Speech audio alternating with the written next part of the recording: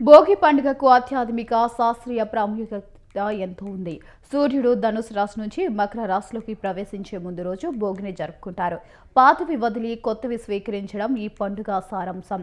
ఇళ్లను శుభ్రం చేసి పాత ఫర్నిచర్, దుస్తులు, అనవసర వస్తువులను భోగి మంటలో కాల్చడం ఆనవాయితీ. ఇది దరిద్రాన్ని తొలగించి ఐశ్వర్యాన్ని తెచ్చిపెడుతుందని నమ్మకం. ముఖ్యంగా గ్రామీణ ప్రాంతాల్లో ఈ సంప్రదాయం ఇప్పటికీ బలంగా కొనసాగుతుంది.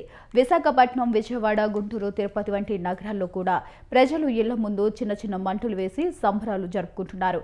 ఇక ఇదే అంశంపై మరింత సమాచారం మా కరెస్పాండెంట్ అయ్యప్ప ఫోన్ ద్వారా అందిస్తారు. అయ్యప్ప, చెప్పండి.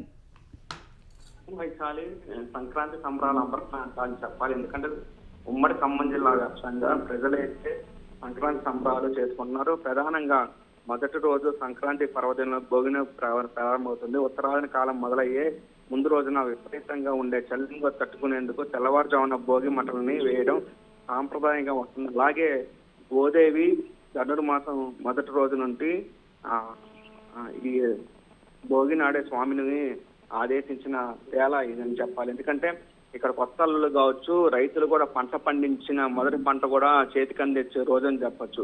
మరోవైపు సెలవు దినం కావచ్చు, ఈ పిల్లలు ఆటపాటలతోటి, గాలిపటాలతోటి, ఆ కోడి పందాలతోటి సంబరంగా ఈ మొదటి పండుగని చేసుకుంటారు.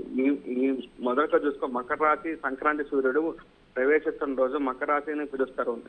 ఈ రోజు చూసుకోవచ్చు పుణ్యకాలం ఆరంభం అయితే ఏడాది మొత్తం చూస్తే ధనుర్మాసంలో పోలిస్తే మకర సంక్రాంతి నాడు ధ్యానం చేయడం వల్ల పితృ దేవతలు కూడా సంస్కృతి శుభాలు జరుగుతాయని కూడా చెబుతారు.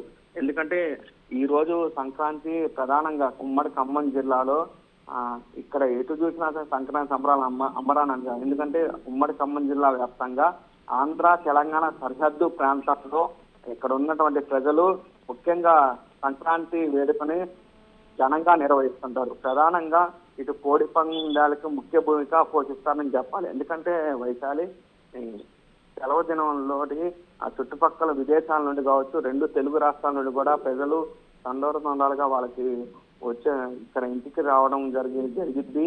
అందులో భాగంగా ప్రధానంగా వాళ్ళు ఈ పండగని ముఖ్య భూమికగా చూసుకుంటుంటారు. ఎందుకంటే ఇక్కడ ప్రధానంగా చూసుకునేది ఒకటి మీరు గమనించవచ్చు. Right. Thank you Ayyappa. Thanks for the updates.